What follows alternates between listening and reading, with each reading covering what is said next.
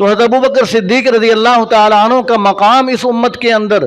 حضرت عمر رضی اللہ تعالیٰ عنہ فرماتے ہیں، فرمایا کہ سارے مسلمانوں کا ایمان ترازو کے ایک پلڑے میں رکھ دو،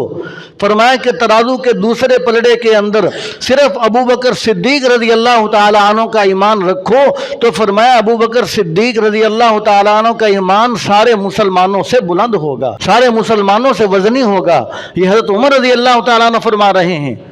اور حضرت علی رضی اللہ تعالیٰ عنہ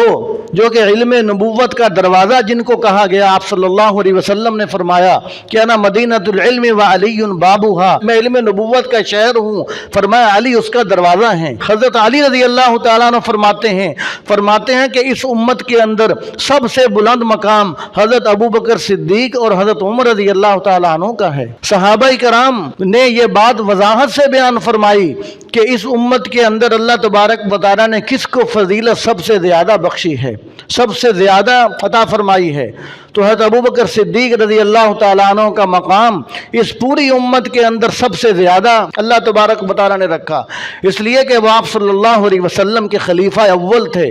اور آپ صلی اللہ علیہ وسلم کی زندگی کے اندر انہوں نے 17 نمازیں پڑھائی ہیں۔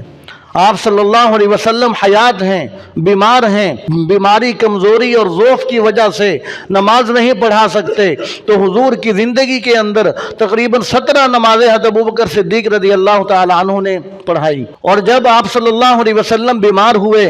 تو زوجہ محترمہ حضرت عائشہ صدیقہ رضی اللہ تعالیٰ عنہ سے کہا کہ مرو ابا بکر فلیصلی بالناس، کہ ابو بکر کو کہو کہ لوگوں کو نماز پڑھائے۔ حضرت عائشہ صدیقہ رضی اللہ تعالی عنہ نے کہا کہ یا رسول اللہ، میرے ابا نرم دل کے ہیں، ان سے یہ بات گوارا نہیں ہو سکے گی، ان کے اندر یہ ہمت نہیں ہوگی کہ وہ آپ کی جگہ پر کھڑے ہو کر امامت کروا سکیں۔ تو حضور صلی اللہ علیہ وسلم نے پھر ڈانٹ کر کہا کہ مرو ابا بکر فلیصلی بالناس، فرمایا کہ ابو بکر کو ہی حکم کرو کہ وہ لوگوں کو نماز پڑھائے۔ تو گویا کہ آپ صلی اللہ علیہ وسلم نے اپنا مصلی امامت اور اپنی خلافت، اپنی نیابت، اپنی زندگی کے اندر ہی حضرت ابو بکر صدیق رضی اللہ تعالیٰ عنہ کو عطا فرما دی۔